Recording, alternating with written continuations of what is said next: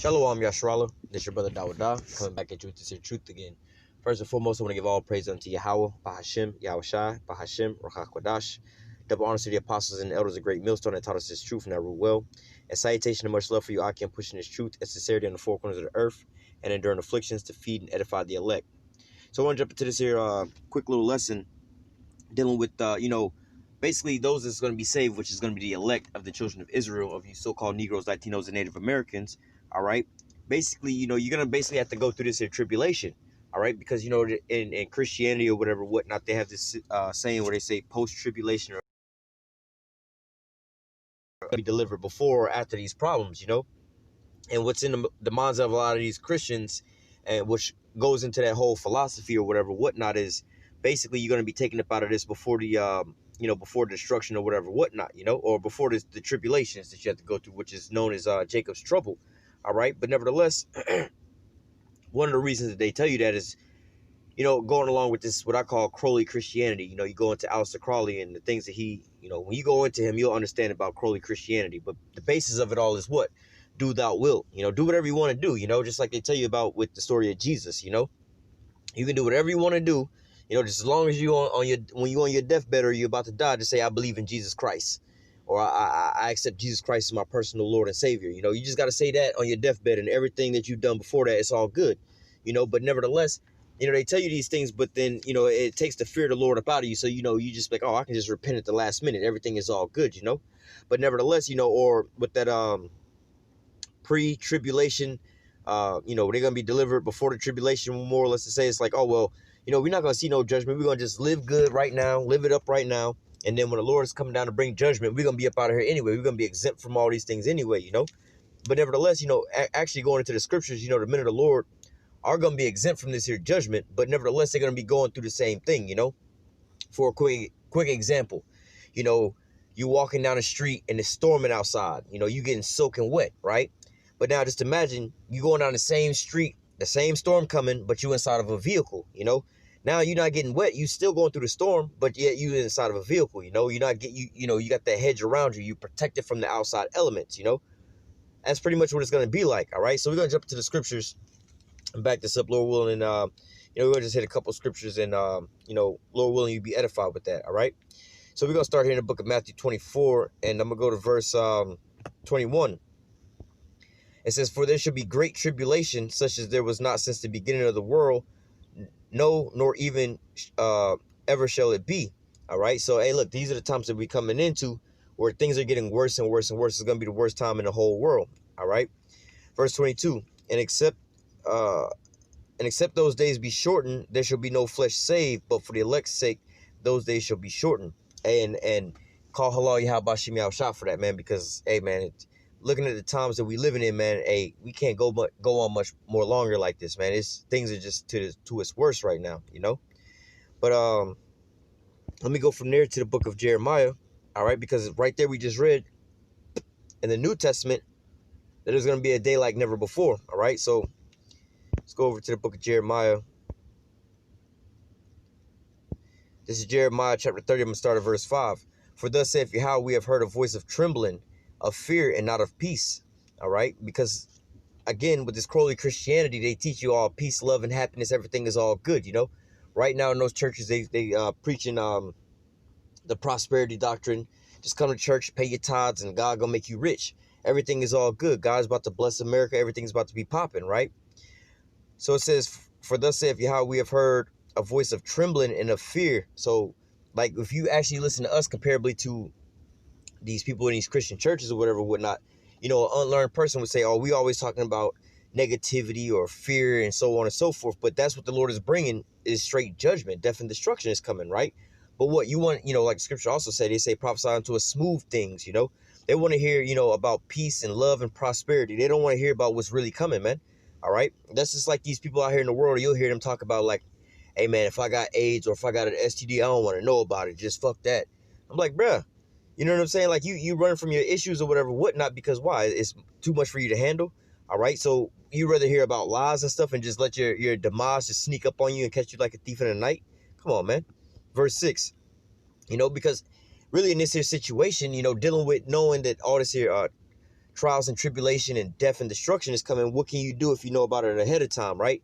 You can prepare yourself to soften the blow, more or less to say. But if you don't know about it, like the scriptures say, you're going to be caught like a thief in the night. But what? If we do know about it, what? The scriptures say wisdom and knowledge should be the stability of that time, man. All right, make sure you make your calling and your election sure that you may be saved to get, also going to Ezekiel 9 and 4, setting the mark upon those that sigh and cry for all the abominations that be done in the midst thereof. That mark is what? A mark of exemption. So there is something that you can do in this here point in time if you're an Israelite. Ultimately you have to be chosen from the foundations of the earth. But hey, if you got that oh well, I ain't gonna ever be a part of that number or whatever, whatnot, why should I even try? That's really a sign of lack of faith. Continuing on, verse 6, it says, ask ye now and see whether a man doth travail with child. Wherefore do I see every man with his hands on his loins, as a woman in travail, and all faces turn to paleness. So basically they asking, the question here is being asked, just imagine these big bodybuilding type dudes, military dudes, hardcore gangsta ass niggas, these types of people, right? But you hear them as if you hear a woman in the hospital that's going through labor right now, that's having those contractions, she's pushing and the baby coming, you hear her screaming, ah. That's like how you gonna hear these big so-called macho men out here, man.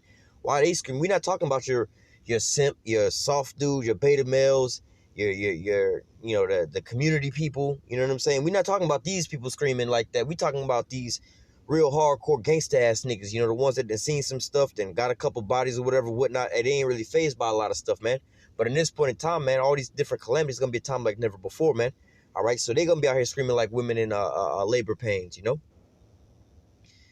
Verse 7, the last for that day is great, so that none is like it, like we just read in Matthew 24, all right? It says, it is even a time of Jacob's trouble, but he shall be saved out of it. So going into this here time, you really have like 2 to 3 different things that's about to happen right now, Israel's about to get judged for the very last time, all right? Esau's about to get judged, you know what I'm saying? And then also you're going to have the transition of Esau coming out of the kingdom of heaven, all right, till Israel going into the kingdom of heaven. All right, but nevertheless, this is the transitional, or how do I say? This is like the portal that we have to go through Jacob's trouble. How they say, the calm before the storm, or before the sun can shine, you have to go through the dark night or whatever, whatnot. This is that transitional period, so we have to be able to make it through this. Like I'll actually grab that as well too, where it says, "He that endureth unto the end, the same shall be saved." So you have to go through this. All right, so it says, it is even the time of Jacob's trouble, which is you so-called Negroes, Latinos, and Native Americans. But it says that, but he shall be saved out of it. All right. So if you saved out of it, that means you have to actually be in it to be saved out of it. All right. It's not saying that you're going to be saved before all this even pop off. And again, that's what a lot of these people in these Christian churches or whatever, whatnot, that's what they believe in. I had somebody come up to me the other day, and they kind of know that I'm into the Bible. They call themselves a Christian or whatever, whatnot. And that was, he actually had a sincere question about this, and it was, I could kind of discern in his spirit that, he's on a rocky path from what he's learning in his church or whatever, whatnot. He might have a little bit of sense in his mind of like, they saying that everything's going to be all right. We're going to be taken up out of here before that. But is that true? Is that true? And you bring out the scriptures or whatever, whatnot. It's like, oh, shit, we're going to actually have to go through this. But ultimately, you have to have that faith that the Lord is going to provide for you, man. All right? Hey, just like going through Egypt, we had to go through the wilderness or whatever, whatnot. But ultimately, that's because our foreparents didn't believe. You know what I'm saying? But nevertheless, hey, you had to run from Pharaoh. All right, you had to go through all these different things or whatever, whatnot. You didn't just like, you didn't fall asleep one day while you was in Egypt, and then when you woke up, you was into the land of Israel and everything was all good. No, you actually had to go through all these different things. Noah in the flood, man. Noah didn't just, the Lord didn't just pick Noah and them up. Noah, Ham, Shem, and Japheth and their wives. He didn't just pick them up or whatever, whatnot, during the situation. Yeah, he provided protection for them, which was the ark. But guess what? The ark and them and the animals, they all went through the storm too. They was all in the middle of the flood like everybody else, but they had a hedge in the middle of the flood. So they went through, this is referenced in the scriptures a lot, talking about how it's going to be like the days of Noah when the Son of Man returns. So you can use that as your example, man. Noah and his sons and their wives, they all went through the so-called judgment at that time, because the whole earth was getting judged at that time. All right, they were the only 8 survivors that survived, but guess what? They went through the judgment as well too, but they was just protected. All right, so I'm gonna go from there to the book of Daniel, which is gonna back this up as well too.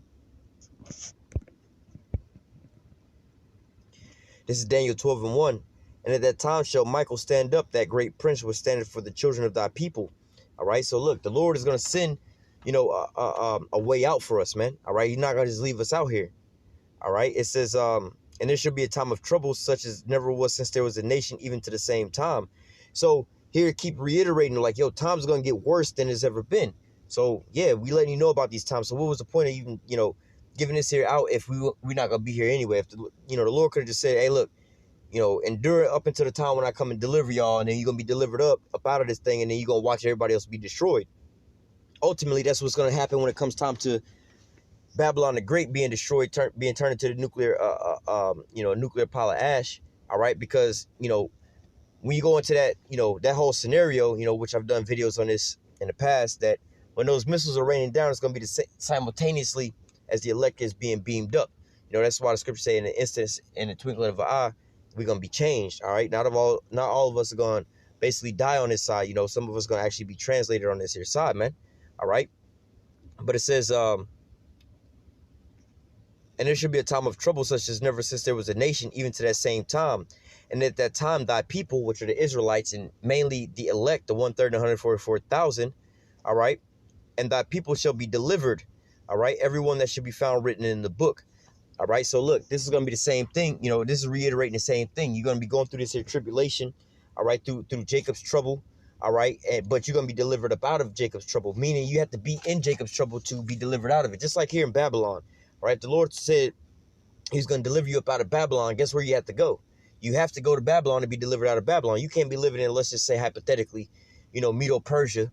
All right, and the Lord say, look, I'm going to deliver you out of Babylon, but you in Medo-Persia. You have to go to Babylon first to be delivered up out of there. So we have to be going through this tribulation to be taken up out of the tribulation. But ultimately, the Lord's going to have a hedge around us. All right, so that Jacob's trouble is really for 2/3 of Israel, not for the elect. But nevertheless, the elect's going to still see these things. All right. This is where is it? Job 5. I think it's Job 5.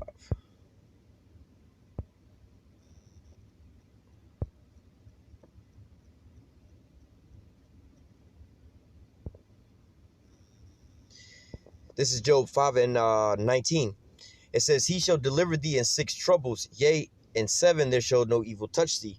Because when you go into, Revelations, where they talk about the 7 vials, basically this is destruction, these plagues is coming on the earth. All right, it says, he shall deliver thee in 6 troubles. Yea, in 7 there shall no evil touch thee. Because really, this is talking about what the famine and so on and so forth. And, Jacob's trouble, basically, all these different things is going to pile up all the way up into this end. But the 7th is what? That thermonuclear destruction. Like I said, simultaneously when those missiles is coming down, that's when the elect is going to be beamed up. All right, let me read that again. Job 5 and 19. He shall deliver thee in 6 troubles, yea, in 7 there shall no evil touch thee. In famine he shall redeem thee from death, and in war from the power of the sword. Thou shalt be hid from the scourge of the tongue, neither shalt thou be afraid of destruction when it cometh. At destruction and famine thou shalt laugh, neither shalt thou be afraid of the beasts of the earth. All right, so going into that, hold on, where is that? It says, let me read this again. It says, at destruction and famine thou shalt laugh, neither shalt thou be afraid of the beasts of the earth. So real quick, let me grab a precept to kind of explain. I was going to explain it, but nevertheless, I can get a precept to explain the same situation.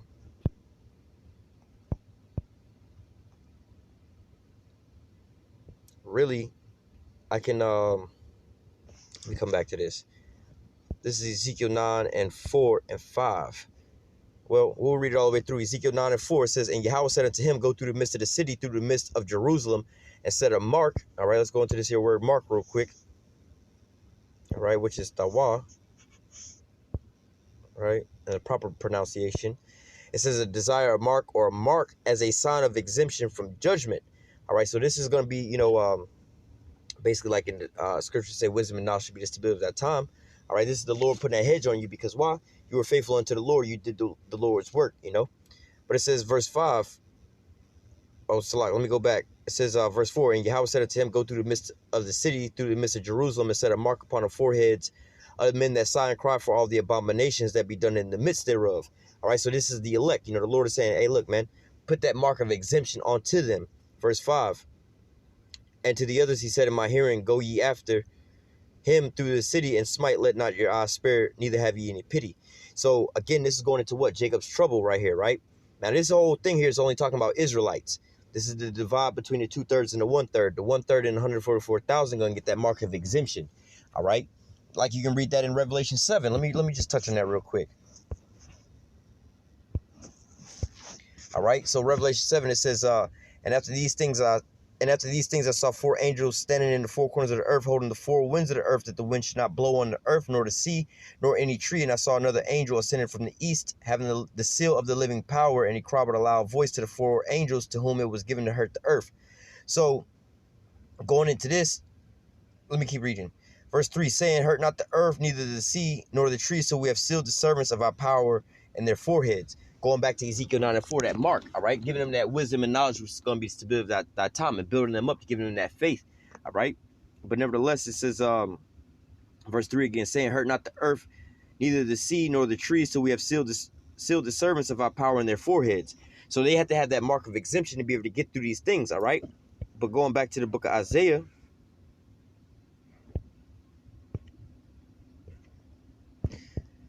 Isaiah 65 and 13, all right? Well, let me go to verse 12. Nevertheless, maybe we'll go to 13 just for time's sake. Verse 12. Therefore will I number you to the sword, and you shall all bow down to the slaughter. All right, talking about the 2/3 of Israel. Because when I called, you did not answer. And when I spake, you did not hear, but did evil before my eyes, and did choose that wherein I delighted not. So going back into this, just flipping it around a little bit, the 1/3 in the elect, they answered that phone call when the Lord called them. All right, and he set them up with the wisdom and knowledge and stability.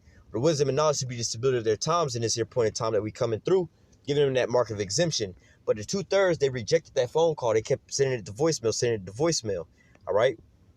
But guess what? The Lord said, you're going to be numbered to the sword. Going through that Jacob's trouble, that's when you get your final judgment, all right? Because you, at the end all be all throughout all these things, you didn't wind up hearkening to the Lord and taking heed to the Lord's word, whereas the 1/3 in the elect, they did. All right, so the Lord is going to have mercy on them. Isaiah 65 and 13, it says, therefore, thus saith Yahweh power, behold, my servants, all right, going into that word servant, you got to serve the Lord, man, all right? Behold, my servants shall eat, but you shall be hungry. Behold, my servants shall drink, but you shall be thirsty. Behold, my servants shall rejoice, but you shall be ashamed. Behold, my servants shall sing for joy of heart, but you shall cry for sorrow and of heart, and shall howl for vexation of spirit. All right, because look, going into Jacob's trouble, all right, a time like never before, since there was a nation even to the same time, it's not going to be good times, it's going to be bad times, but ultimately, bad times for the 2/3 of our people, man. All right, 2/3 of Israel is going to be bad times for them, but guess what? The 1/3 in the elect, the Lord said, hey, they're going to eat, but the rest of y'all are going to be starving. All right, they're going to drink, but the rest of y'all are going to be thirsty. But nevertheless, this is going into what? That tribulation. During the tribulation, let's just say that the famine, use that as an example. The 2/3 are going to be out there starving, going through that. We're going to all be going through it, but just like Noah in that situation. Everybody, Noah and his sons and their wives, they all went through the same damn judgment everybody else went through. But the only difference was they had that protection. They was inside the ark where everybody else was outside the ark. But guess what? The ark was right there in the flood too. The ark was right there in the rain too, just like everybody else, But guess what? The Lord gave them that exemption from judgment and put them inside this here ark. All right, so the same thing is going to be the same way this here point in time. And the Lord's going, first and foremost, lead you into lead you into the things that you need, whether it be food, water, raiment, clothing, roof over your head, whatever, whatnot, all the way up into the end to when these missiles are about to drop, man. All right, then when the missiles are about to drop, man, and if the Lord see fit to deliver you up out of this is when you're going to be beamed up. But you're going to be you're going to be seeing a lot of these things out here, man. You're going to be seeing, like the purge and people out here dying and famine and all these different things. You're going to be seeing all these different things. Hey, man, think about it this way. Because these Christians think about this and they don't really look at America or look at the rest of the world. The rest of the world is already going through that great judgment right now, man. And 2/3 of Jake, are really catching, they're going through Jacob's trouble as we speak right now as well, too. Look at Central and South America right now, predominantly, Central and South America and the islands of our nations, they all going through tribulation, whether it be earthquakes, famines, or whatever, whatnot, uprisings, all these different things. They're going through all those different things, The difference between there and here is, mainly here in Babylon, it's going to be, the ultimate destruction is going to come in one day and 1 hour, whereas, these other countries, they're slowly but surely getting chipped away at, Ultimately, they slowly but surely getting chipped away at, and their tribulation, it seems like a lot more long and drawn out. But guess what? It's going to happen here too, and it's going to be on a lot higher level, you know?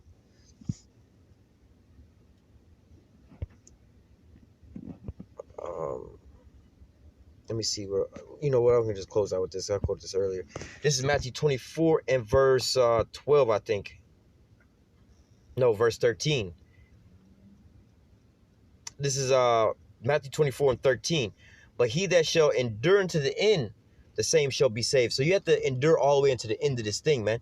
All right, that's when you're going to be saved. You have to go through this here tribulation and everything else like that, man. All right, but you going through this tribulation is not going to be like everybody else going through the tribulation. Like I kept giving the example of Noah and the ark. All right, Noah and them went through the same tribulation as everybody else did, but guess what? They was on the inside of the boat, you know, whereas everybody else was on the outside of the boat. Just like, again, you walking down the street and it's raining, pouring down rain outside, you going to get soaking wet. But guess what? You inside of a car, you know, you pulled up to the red light and you see the dude outside at the red light with the sign and everything like that, asking for money, right? But guess what? Y'all both at the same spot. Y'all both, you know, in the rain, in the storm or whatever, whatnot, but you protected by, you know, being inside the shell of your car, whereas he's on the outside, he getting soaking wet. Same thing is going to be like on this here side, man. You know, we're going to be going through, you know, Lord willing, I'm part of the number. We'll be going through the famine as well as the rest of these people going to be going through the famine. But guess what? The Lord's going to be leading us to food. All right. We're going to be going through this sedition of men or whatever, whatnot. But guess what? The Lord's going to see fit that we're not going to be going through those things. And we're going to always prevail in these scenarios. Denzel Washington in the Book of Eli, he was going through all those different things. But guess what? The Lord was leading him, you know, throughout all those different occasions. You know, even there's a point in time where he wound up getting shot, but guess what? The Lord provided for him all the way through and through, man. So ultimately, you got to be like Denzel Washington in the movie The Book of Eli, because, you know, with him, he you know, he was blind, but he was ultimately led by the Lord. You know, that was the symbolism of him being led by the Lord. You can't look at what you see on the outside, the carnal, with your visual, you know, like that. You have to go in what you see spiritually. You know, the Lord, hey, look, go back to the scriptures, man. Whoever put their trust in the Lord and was basically left out there stranded, nobody. You know, the Lord, you know, the Lord's going to come through for his men, the ones that truly believe in him, the ones that's truly put in that work for him. You know, the Lord's going to really come through for them, all right?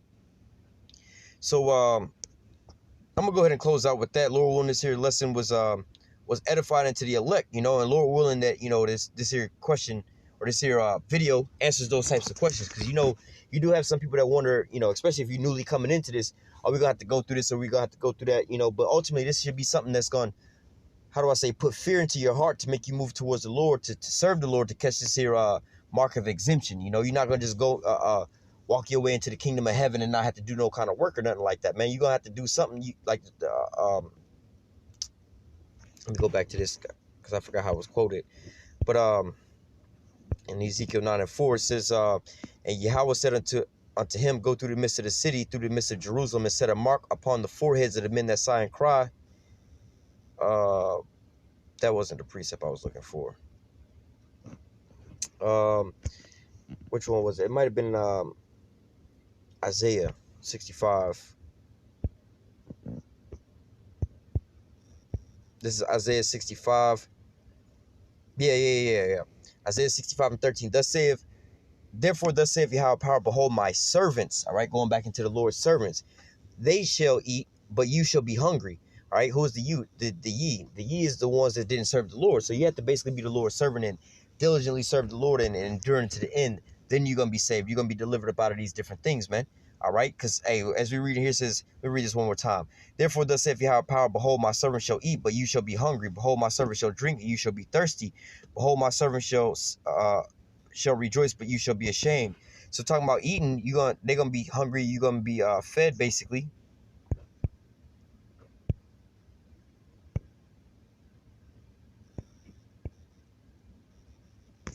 So give me 1 second. Job 5 and 22, it says, at destruction and famine thou shalt laugh. All right, and neither shall there be afraid of the beasts of the earth. So going back to what we was just reading, all right, you know, flipping it around, because you answered when I called, all right, you're going to be wind up getting this exemption from judgment. You're going to be delivered from this, where the Lord also said, my servants shall eat and drink, but you shall be hungry and thirsty. All right, so going back into here, it says, at destruction and famine thou shalt laugh. All right, so when you starting to see these other people out here catching these ills and starving or whatever, whatnot, and this judgment coming down on them, you're going to be sitting back and laughing because you're like, see, I try to tell y'all niggas when y'all was laughing and scoffing at me, talking about, oh, we don't believe this ain't gonna happen, so on and so forth. Now that it's starting to happen unto you, look, the men of the Lord gonna wind up laughing, man. All right, one more precept we're gonna close out, and this is the book of this is Psalms 2, and I want to say verse 8. No, verse 4. Psalms 2 and 4 says, he that sitteth in the heavens shall laugh, and Yahweh shall have them in derision. Actually, this wasn't the precept I was looking for, but the precept that I was looking for basically it says the same thing. You know, he's gonna laugh at their calamities.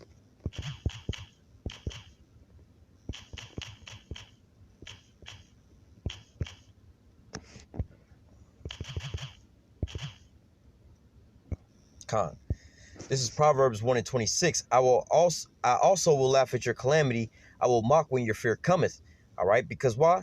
You know, you didn't let me go to verse 28. All right, because this is going into the same situation we was just reading, but like I said, in reverse. Verse 28, Proverbs 1 and 28. Then shall they call upon me.